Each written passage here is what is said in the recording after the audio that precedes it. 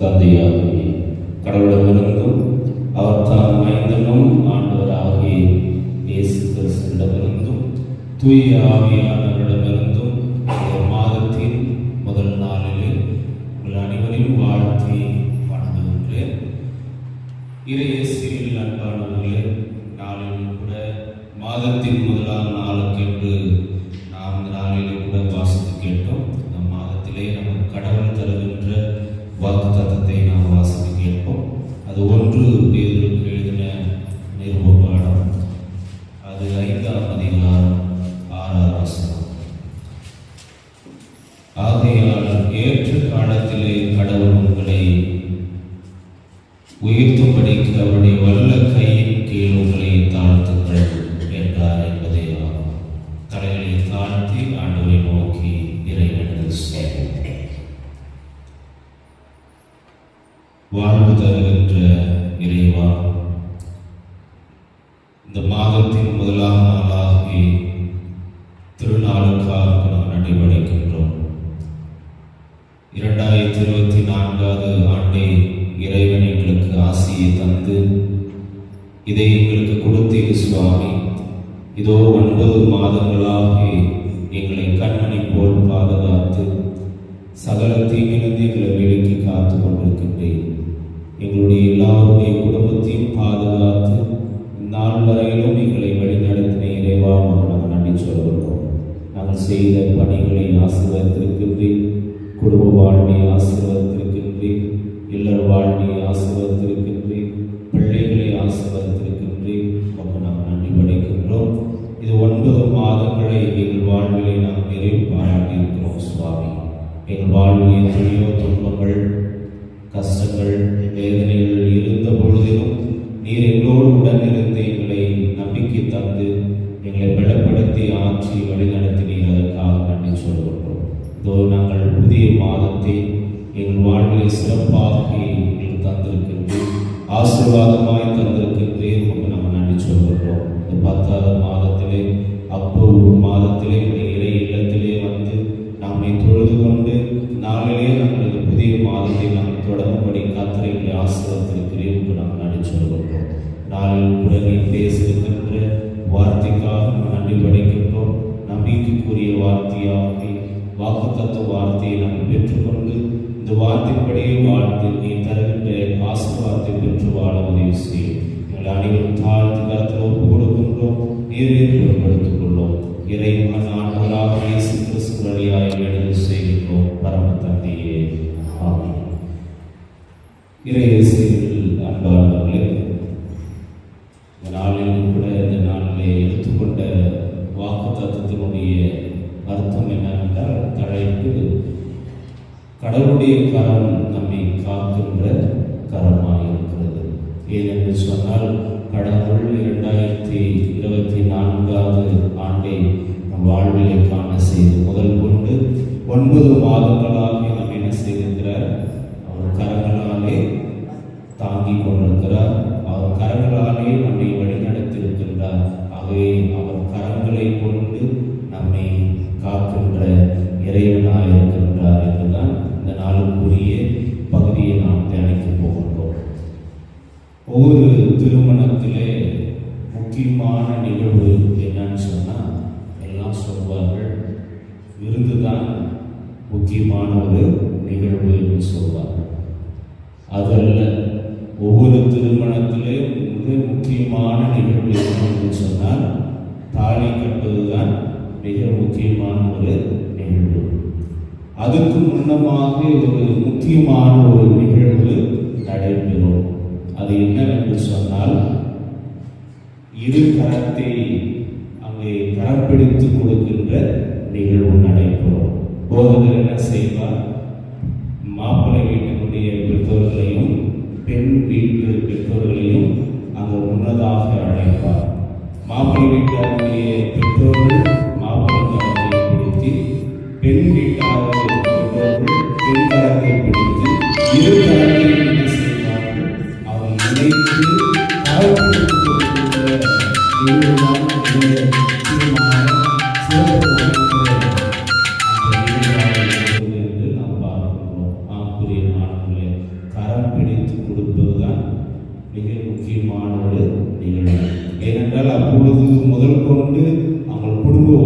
என்ன செய்ய போகிறார்கள்? தொடங்க போகிறார்கள். அதுதான் தொடக்கமாக இருக்கிறது. இருவரையும் இணைத்து வைக்கிறார்கள். இருவரையும் கரம் பிடித்துக் கொடுப்பது என்பது மிகவும் சிறப்பு வாய்ந்த ஒரு நிகழ்வு. அதுக்கு பிறகுதான் என்ன செய்கிறது? திருமணம், தாலி நடைபெறுகின்ற ஒரு நிகழ்வு நடைபெறும். இந்த நிகழ்விலிருந்து ஒன்றை நாம் கற்றுக்கொள்ள வேண்டும். ஏனென்றால் இதே போன்றுதான் கடவுள் நம்மை என்ன செய்கிறார்? எப்போதும் கரம் பிடித்து நம்ம என்ன செய்கிறார்? வழிநடத்துகின்ற இறைவனாக இருக்கின்றார். ஆம்பிரியமானவர்களே, கடவுள் நம்மை இரு கரத்தை கொடுத்து நம்மை ஆசீர்வதித்திருக்கின்றார். இந்த இரு கரத்தை கொண்டு நாம் உழைக்கும்படி கர்த்தர் இந்த கரத்தை என்ன செய்திருக்கிறார்? ஆசீர்வாதமாக இந்த கரத்தை நமக்கு தந்திருக்கின்றார். இந்த இரு கரத்தை கொண்டுதான் நாம் ஏதாவது ஒன்றை பற்றி பிடித்துக் கொள்வதற்கு கடவுள் நம் இரு கரத்தை என்ன செய்திருக்கிறார்? ஆசீர்வதித்திருக்கிறார் என்று பார்க்கிறோம். எல்லா உயிரினங்களிலும் நாம் இரு கரங்களைப் போல எல்லா உயிரினங்களுக்கும் கரங்கள் இல்லை. ஆனால் கடவுள் விசேஷமாக மனிதன் கரத்தை சிறப்பு வாய்ந்ததாக கடவுள் நமக்கு படைத்து கொடுத்திருக்கிறார். காரணம் என்னவென்றால், இந்த இரு கரத்தை கொண்டு நாம் ஏதோ ஒன்றை பற்றி பிடித்துக் கொண்டு வாழ்வதற்காக கடவுள் நமக்கு இரு கரத்தை கொடுத்திருக்கின்றார். ஏனென்றால் மனிதனுடைய கரம் விசேஷமானது, அது சிறப்பு வாய்ந்ததாக இருக்கிறது. ஏனென்றால் ஒரு மனிதன் தினதோறும் என்ன செய்கின்றார்? அந்த இரு கரத்தை கொண்டுதான் கடின உழைப்பினாலே அவன் வாழ்ந்து கொண்டிருக்கிறான். ஏனென்றால் கடவுள் இரு கரத்தை நமக்கு ஆசீர்வாதமாக தந்திருக்கிறார். இந்த கரம் இல்லை என்று சொன்னால் நம்ம என்ன செய்ய முடியாது? உழைக்க முடியாது. இது இரு கரம் இல்லை என்றால் நாம் எதையும் பற்றி பிடித்து நம்மை உறுதுணையாக நாம் வாழவே முடியாது. கடவுள் நமக்கு இரு கரத்தை ஆசீர்வாதமாக தந்திருக்கிறார். மனித உடலிலே எல்லா உறுப்புகளிலும் மிக வலிமையான ஒன்று என்னன்னு சொன்னா அது இரு கரம் தான். அந்த இரு கரத்தை நமக்கு துணையாகி கடவுள் நமக்கு ஆசீர்வாதமாக தந்திருக்கிறார். அப்போ மனிதனுடைய கரத்துக்கு இத்தனை சிறப்பு இருக்குது என்று சொன்னால், மிக முக்கியமானது என்று சொன்னால், அப்ப கடவுள் கொடுத்த கரத்துக்கு எவ்வளவு வல்லமை உண்டு என்று நாம் பார்க்கின்ற பொழுது, எஸ்ஏயா எழுதின தீர்க்கதரிசன நூலில் அது 66வது புஸ்தகத்தில் 2வது வசனத்தை நாம் வாசிப்போம். என்னுடைய கரம் இவைகளெல்லாம் சிருஷ்டித்தது, இவைகளெல்லாம் உண்டாக்கினது. ஆனாலும் சிறைப்பட்டு ஆவியில் ஒருவொண்டு என் வசனங்களை நடுங்குகிறவனையே நோக்கி பார்ப்பேன். என் வசனத்தினாலே நடுங்குகிறவனையே நோக்கி பார்க்கிறது. நல்லா புரிந்து கொள்ளுங்கள். இறைவனுடைய கரத்தாலே என்ன செய்திருக்கிறார்? வானத்தையும் பூமியையும் அதில் உள்ளவைகளை எல்லாவற்றையும் நமக்கு என்ன செய்திருக்கிறார்? படைத்து கொடுத்திருக்கின்றார். அவர் கரத்தை கொண்டு என்ன செய்திருக்கிறார்?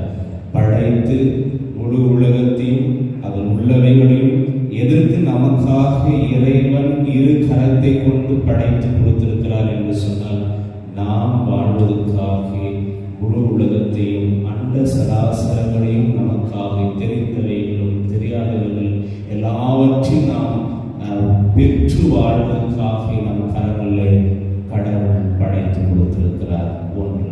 இரண்டாவது காரியம் என்னவென்றால், சங்கீத புஸ்தகத்திலே 98வது வசனத்திலே வாசிப்போம். முதல் வசனம், கர்த்தர் நம்மை ரட்சிக்கின்ற கடவுளாக இருக்கின்றார். கர்த்தருக்கு புதுப்பாட்டை பாடுங்கள். அவர் அதிசயங்களை செய்திருக்கிறார். அவருடைய வலது கரம் அவருடைய பரிசுத்த உயரம். அவருடைய கரம் என்ன உண்டாக்குகிறதா? ரட்சிப்பை உண்டாக்குகிறது. ஆம் பிரியமானவர்களே, கடவுளுடைய கரத்துக்கு அவ்வளவு வல்லமை உண்டு. அவர் கரம் நம்ம என்ன செய்கிறதா? அவர் கரத்தை நீட்டினால் நம்மை ரட்சிக்க செய்கிறது. அவர் கரத்தை நீட்டினால் நம்மை மீட்டுக் கொள்கிறார். எவைகளெல்லாம் நம்மை மீட்டுக் கொள்கிறார் என்று சொன்னால், சகலவிதமான பாவத்திலிருந்து நம்மை மீட்டுக் கொள்கின்றார். நம்மை அநேக விதமான துன்பத்திலிருந்து மீட்டுக் கொள்கின்றார். அநேக வேதனையிலிருந்து நம்மை மீட்டுக் கொண்டிருக்கிறார். அவர் ஒவ்வொரு முறையும் கரங்களை நீட்டி நம்மை என்ன செய்திருக்கிறார்? அவர் கண்ணின் மணி போல நம்மை மறைத்து பாதுகாத்துக் கொண்டிருக்கிறார். இன்றைக்கு வெளியில் நாம் அனுதினமும் கடந்து போகின்றோம். எத்தனையோ விபத்துகளை நாம் பார்க்கின்றோம். ஆனால் கடவுளுடைய கரம் நம்ம என்ன செய்திருக்கிறது? மூடி மறைத்து அவருடைய சிறகுனாலே நம்மை ரட்சித்து ஒவ்வொரு நாளும் மீட்டுக் கொண்டிருக்கின்றார். ஏனென்றால் கண்ணின் மணி போல நம்ம என்ன செய்கின்றார்? அவர் கரம் நம்மை மூடி பாதுகாத்துக் கொண்டிருக்கிறது. பிரியமானவர்களே, இந்த புதிய மாதத்திலும் கூட கடவுள் நம்ம என்ன செய்ய போகிறார்? அவருடைய காக்கின்ற கரம் நம்மை ரட்சித்துக் கொண்டே இருக்கும். அவருடைய காக்கின்ற கரம் நம்மை மீட்டுக் கொண்டே இருக்கும். அது எத்தனை துன்பங்கள் வந்தாலும் அவருடைய கரம் நம்மை தாங்கி வழிநடத்தும். மூன்றாவது காரியத்தை நாம் பார்க்கின்ற போது, அதே எசேயா எழுதின தீர்க்கதரிசி நூலில் 25ஆம் அதிகாரம் 8ஆம் வசனம் சொல்கிறது. எசேயா எழுதின தீர்க்கதரிசி நூல் 25ஆம் அதிகாரம் 8ஆம் வசனம். அவர் மரணத்தை ஜெயமாக விழுங்குவார். கடவுளாகிய தேவன் எல்லா முகங்களிலும் கண்ணீரை துடைத்து தம்முடைய ஜனத்தின் நிந்தையை பூமியில் இராதபடிக்கு முற்றிலும் நீக்கிவிடுவார். கர்த்தரே இதை சொன்னார். பிரியமானவர்களே, நம்முடைய கண்ணீரை யாவையும் நம் முகத்திலிருந்து துடைக்கின்ற அவருடைய கரம் நம்மோடு கூட இருக்கிறது. மற்றவர்கள் என்ன செய்வார்கள்? நம்மை அழ வைப்பார்கள், நம்மை நிந்திக்குவார்கள், மற்றவர்கள் நம்மை துன்பப்படுத்தி கொண்டே இருப்பார்கள். ஆனால் கடவுளுடைய கரம் நம் கண்ணீரை துடைக்கின்றதா இருக்கிறது. பூமியில் உள்ள நிந்தைகள் இனி இராதபடி அதை அற்று போடும்படி அவருடைய கரம் நம்மை என்ன செய்கிறது? அதை நம்மை பாதுகாத்துக் கொண்டிருக்கிறதாக சொல்கிறது. பிரியமானவர்களே, நம்மை காக்கின்ற கடவுளுடைய கரம் எப்பொழுதும் நம்முடைய கண்ணீரை துடைத்துக் கொண்டிருக்கிறது. நம் படுக்கையில் அனைத்தினமும் நம்ம என்ன செய்து கொண்டிருக்கிறோம்? அழுது கொண்டிருக்கின்றோம். பிள்ளைகளை நினைத்து அழுகின்றோம், குடும்பத்தை நினைத்து அழுகின்றோம், நம்முடைய பணிகளை நினைத்து அழுது கொண்டிருக்கின்றோம், வாழ்க்கையை நினைத்து அழுது கொண்டிருக்கின்றோம். இந்த மாதம் எப்படி இருக்குமோ என்று ஒவ்வொரு நாளும் நம்முடைய வாழ்க்கையை கண்ணீரினாலே நினைத்து கொண்டிருக்கிறோம். ஆனால் கர்த்தர் சொல்றாரு, உன் கண்ணீர் யாவையும் நான் என்ன செய்வேன்? தொடைப்பேன். உன் முகத்தில் இராதபடி நான் தொடைப்பேன். இந்த இனி பூமியில் இராதபடிக்கு நான் என்ன செய்ய போகிறேன்? அற்று போகும்படி நான் உன்னோடு கூட இருக்கின்றேன் என்று சொல்கிறார். பிரியமானவர்களே, இன்றைக்கு ஒருவேளை மனிதன் ஆறுதல் சொல்லலாம். அதே மனிதன் என்ன செய்வான்? நம்மை காயப்படுத்தி கொண்டே இருப்பான், தம்மை துன்பப்படுத்தி கொண்டே இருப்பான். ஆனால் கர்த்தர் அப்படி செய்கின்ற இறைவன் அல்ல. எப்பொழுதும் நம் கண்ணீரை துடைத்து நம்ம ஆறுதல் படுத்தி அந்த காயத்தை போக்குகின்ற இறைவனாக இருக்கின்றார். அடுத்தபடியாக நாம் பார்க்கும்போது லூக்கா எழுதின நற்செய்தி நூலில் 11ஆம் அதிகாரம் 20ஆம் வசனம் சொல்கிறது, கடவுளுடைய விரலாலே பிசாசுகளை துரத்துகின்ற ஆண்டவராக இருக்கின்றார். அவருடைய கரத்துக்கு அவ்வளவு வல்லமை உண்டாக வாசியுங்கள். நான் தேவனுடைய விரலாலே பிசாசுகளை துரத்துகிறபடியால் தேவனுடைய ராஜ்யம் உங்களிடத்தில் வந்திருக்கிறது என்று சொல்றார். பிரியமானவர்களே, அவருடைய கரம் என்ன செய்கிறதா? அவருடைய விரலாலே பிசாசுகளை துரத்துகின்ற இறைவனாக இருக்கின்றார். பிரியமானவர்களே, கடவுளுடைய கரத்துக்கு அவ்வளவு வல்லமை உண்டு. ஈசாமி என்ன செய்கிறாரு? கரத்தை நீட்டினால் அற்புதம் நடக்கிறது. இயேசு தொட்டால் அற்புதம் நடக்கிறது. இயேசாண்டவர் பேசினால் அற்புதம் நடக்கிறது. ஏனென்றால் அவருடைய கரத்துக்கு அவ்வளவு வல்லமை உண்டு என்று நாம் பார்க்கின்றோம். இன்றைக்கு கூட நம்முடைய வாழ்க்கையில கடவுள் ஒவ்வொரு நாளும் ஒரு விரலை கொண்டு பிசாசுகளை துரத்தி கொண்டிருக்கிறார். நமக்கு வருகின்ற தீங்குகளை அவர் விரட்டி அடித்துக் கொண்டிருக்கிறார். நமக்கு வருகின்ற பிரச்சனைகளை, போராட்டங்களை அவர் விரலாலே அவர் நீட்டினால் போகும், பிரச்சனையெல்லாம் அப்படியே மாறி போகிறது. யாத்ராகமம் எழுதின புஸ்தகம் எல்லோருக்கும் தெரியும்.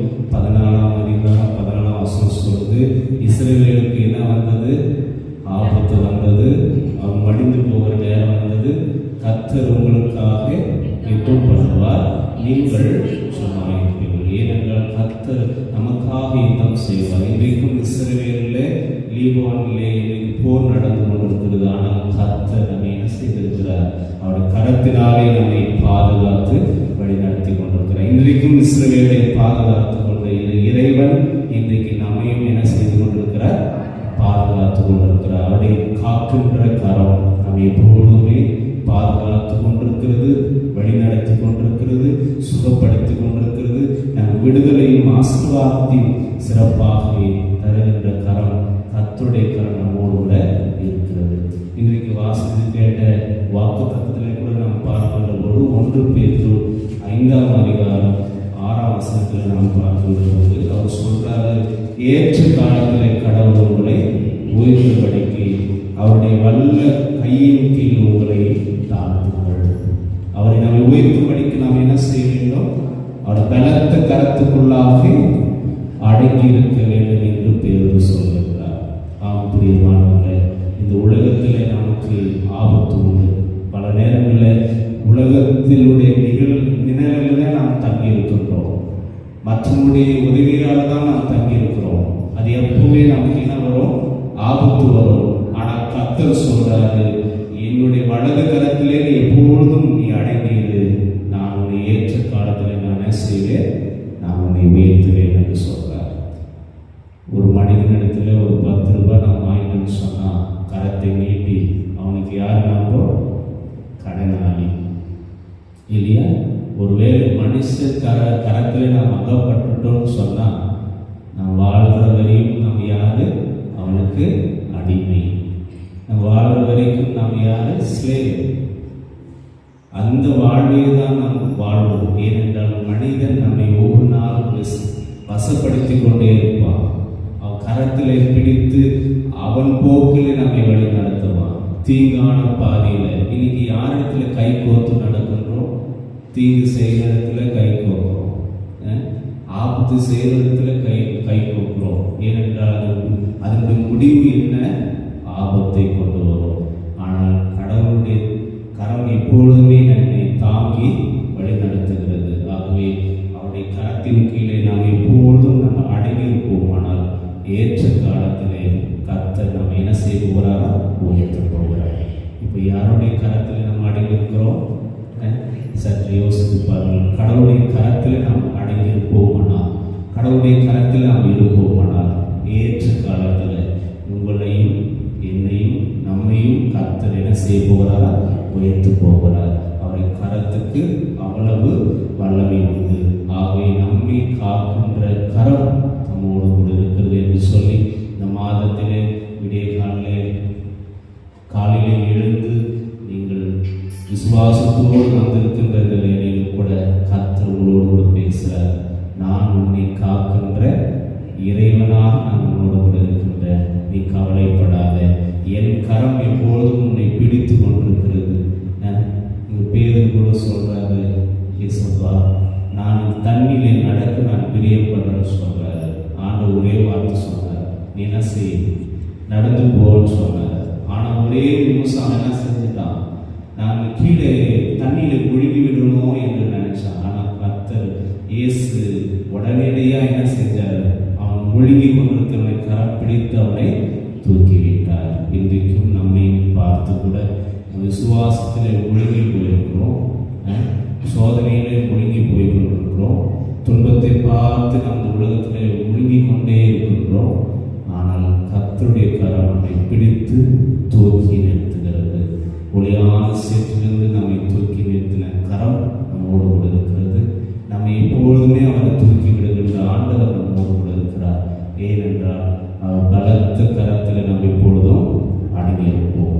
நீ கரத்தை நோக்கி நீ ஜெபித்துப்பார், கர்த்தர் உன்னை விடுதலை செய்வார். நீ கரத்தை நோக்கி நீ ஆண்டவருடைய கரத்தை நோக்கி நீ ஆராதனை செய்வார். உன்னை கர்த்தர் விடுதலை செய்வார். அவருடைய கரத்துக்கு அவ்வளோ வல்லமை உண்டு. நாம் கூட என்ன செய்வோம், கரத்தை தூக்கி சில பேர் சொல்லுவாங்க தப்புன்னு சொல்லுவாங்க. அது தப்பு இல்லை, வசனமே இப்படிதான் சொல்லுது. தலைகளை உயர்த்துக்கள், கர்த்தர் நல்லவர் எல்லாம் சொல்லப்படுது. ஆகவே கரங்களை தூக்கி நாம் ஜெபிப்போமானால் நமக்கான எல்லா பிரச்சனையும் கடவுள் அவர் மாற்றி போடுகின்றார். ஆகவே கர்த்தர் எப்பவுமே நம்ம என்ன செய்ய மாட்டாரு, கைவிடவே மாட்டார். நம்ம தான் என்ன செய்யறோம், சமயத்துக்குமா கைவிட்டு நேரத்துக்குமா கடவுளுடைய கரத்தை பிடிச்சுக்கொள்றோம். அப்படி பிடிக்கிறதுனால அவர் கோச்சிக்க மாட்டார். ஆகவே கர்த்தர் உங்களோடு கூட இருக்கிறார். அவரை காக்கின்ற கரம் உங்களோடு கூட இருக்கிறது. விசுவாசத்தோடு போங்க. கர்த்தர் இந்த மாதத்திலும் கூட உங்களுடைய பணியை கர்த்தர் எல்லாவற்றையும் செய்து முடிப்பார். உங்கள் தேவைகளை செய்வார். உங்கள் வாழ்வை கர்த்தர் ஆசீர்வதிப்பார். அவர் கரம் உங்கள் மேலே எப்பொழுதும் இருக்கும். கர்த்தர் உங்களோடும் உங்கள் வாழ்வோடும் உங்கள் பணியோடும் உங்கள் பயன்களோடும் கர்த்தர் உங்களோடு உங்களை வழிநடத்தி ஆசீர்வாதத்தை வழிநடத்தி காப்பராக. எல்லா பகுதிக்கு மேலான நேசமாக உங்கள் இருதயங்களும் சிந்திக்கிறோம். கிறிஸ்து இயேசுவுக்குள் காத்துக்கொள்வதாக. ஆமென்.